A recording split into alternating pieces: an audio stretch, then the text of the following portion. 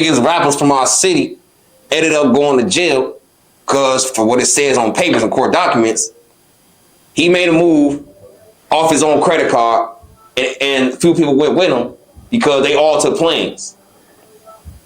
So, and the thing is, they've been telling him to get out here, but the thing is, he supposedly did, and what he do? Crash out.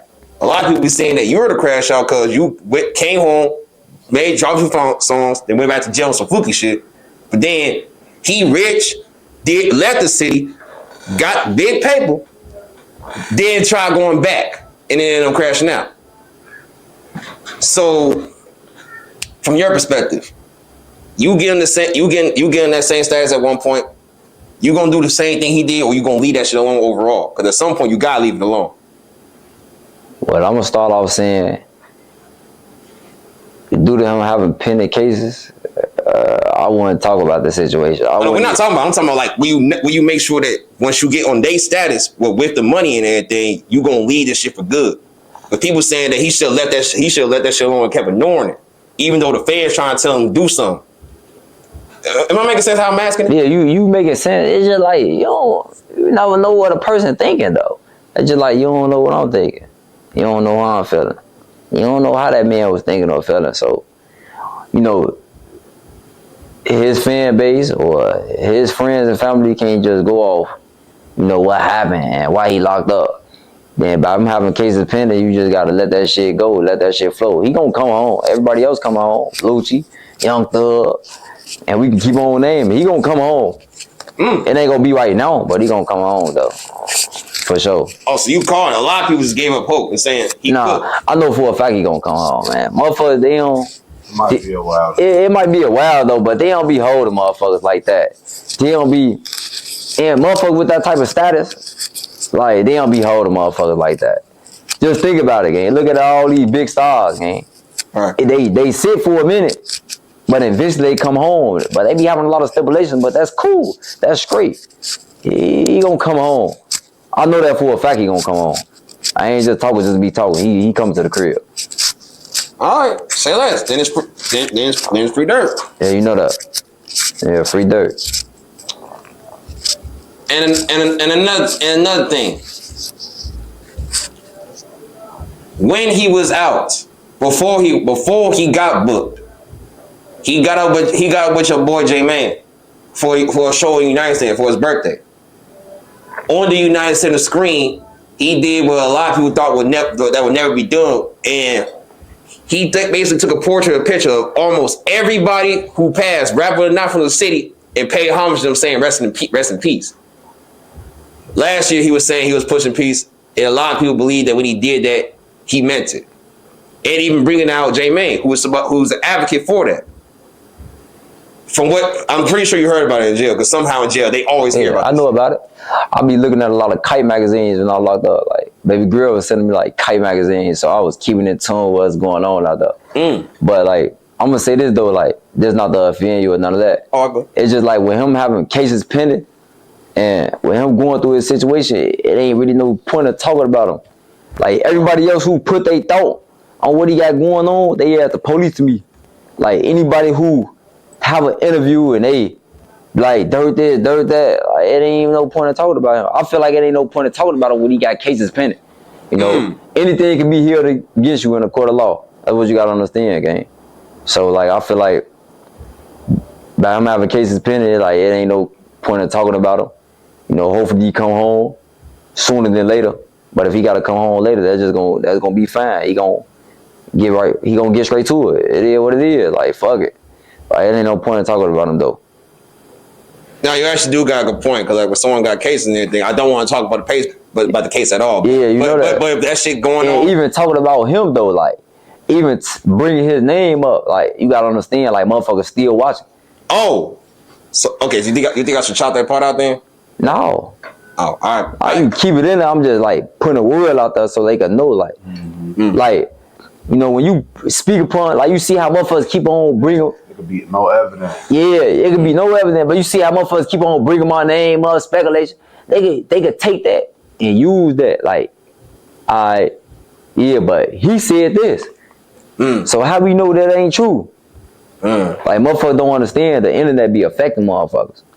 But the internet is full of fake detectives. That's why a lot of niggas right. they be putting their thoughts on this shit, but the whole time these are also people that's from the outside looking in. They trying to put their own thoughts into this shit, but the whole time they don't even if they haven't seen it, they can't confirm nothing. So anything they say is a lie. You know that. But I do hear you on that part. So all right, we gonna move on from that. All right, you get it. Then new topic then. As far as your boy J Mane. Let's do it. It's at this point, everybody believes he's serious about pushing peace. It's different. It's different. It's different when everybody finally believe him. You know that. But no. Before I say but, what he recently did to prove it was he went to the O twice. First time it was all smooth. He got up with DQ. Second time he got up with Gleesh, Ike Money, and Shoebox. And when he was with them, he was trying to talk about how to break that generational curse between 63rd and O Block. But then all that went out the window when E-Dog came. When E-Dog came, he basically did not want him there, and he had to leave. Otherwise, things may have went south. And then all that talk about breaking the curse, no one even paid attention to that now. So to this day, everyone's talking about how he was supposedly trying to put a peace, but then got kicked out. Now, before I even ask your opinion, would you do anything like that? Now, not the getting kicked out part, as far as like getting up with these guys, the younger generation, and talk about how to break that generational curse. For J Mane, that's cool. Like it's great because he on a different type of path. Like I ain't gonna say his name, but the name that you just said, like how he was trying to come. And how he was trying to act towards J Mane, his ass a goofy. Like anybody could see that from a mile away. Like that's goofy shit. Like come on, man. How you trying to get it to a motherfucker that's truly pushing peace though? I believe J Mane. On camera. On camera though, you chasing it. You chasing clout, man. You a goofy, man. You're a goofy. That's just how that shit goes. Like J Mane straight. He truly pushing peace. Like he's straight. But dude, he a goofy though, and I know everybody else seeing the same shit or seeing the same shit. And then as far as the youth that he was talking to, they was actually listening to him. So at this point, it's safe to say J Mane is actually bringing the right message to the kids now, right? You know that, hell yeah. Like I fuck with J Mane. And considering who J Mane was years ago, if you was to see him, if he was to say this right now, that he was gonna be on some pushing peace? Would you have believed him? Yeah, I believe him. Even if back in the day, from all the disses that he was making, you would have believed him. Yeah, I believe him.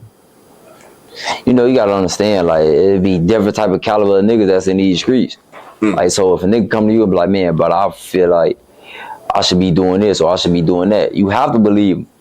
Like it's just like when you in prison, like when you talking to niggas and they tell you their hopes and they tell you their dreams, you know, why doubt them? Like why look at them different? Like you gotta believe them. Like it's either you gonna fall through what you actually doing, or you not gonna fall through what you seeing. That's just how that shit go. Alright, but and another thing that J Mane's doing that's been good nowadays is 20 versus 1s. And my point of bringing this up is nowadays rappers, you included, they known for the music, but that's not all they known for. Like you already, like without even trying, you're already known for your personality already. And a lot of your catchphrases that they hit. A lot of people be saying getting that nowadays because of you. Yeah, getting that game. Yeah, I was getting that game, getting that melody. We finna do our 20 versus 1 coming soon though. Yeah, we doing that. Folks got a girl though, so you really can't do that. No, I can do it. For real? Yeah, she cool with it. I'll tell you, she gonna be with me. So you would do a 20 versus 1? You gonna say she gonna be with you? So she gonna be on camera? She'll beat up with me. No, she ain't gonna be on camera, but she'll beat up with me. So that's small shit. Y'all do that shit. That ain't nothing. Oh, word? Yeah, man. We players, man. We cool, man. We live it, man. All right. Hey, all right. That was something. Man, motherfucker rich as hell, man. We live it, man. We thinking about little petty shit like It is what it is. That shit for fun, though. That shit, we having fun. It's life, gang. Okay, so just for the sake of fun, you willing to do it? And we doing our thing, Might gang. bust a couple of their head, though. But Man, we doing our thing, man. We chilling, gang. You with me? Shit. All right, Like, bet. I got my mama with me. She gonna be with me. OT, we cool it. All right, that's what's up then. You know we gonna do it. Shit, then as far as content creating, what else you want to do? It depends, you know. Okay, are you going for doing skits? I'm all for it. But you know my name, my asset though. I need my money on first, dude. All right, and I don't blame. You get what I'm saying? And you're right. And you're right for that. Like, if you have a brand, it's always important to protect the brand and build the brand. Man, build a brand. So you ain't wrong about that. You know that. So as far as content creator goes and everything, would you do it with the two big Chicago entertainers such as Skinbone and Corporate? Chicago Wave, what's your message to the youth? It's a million things I could say to them, but if there's one thing that they need to know that I feel like they should know, I'm here for them.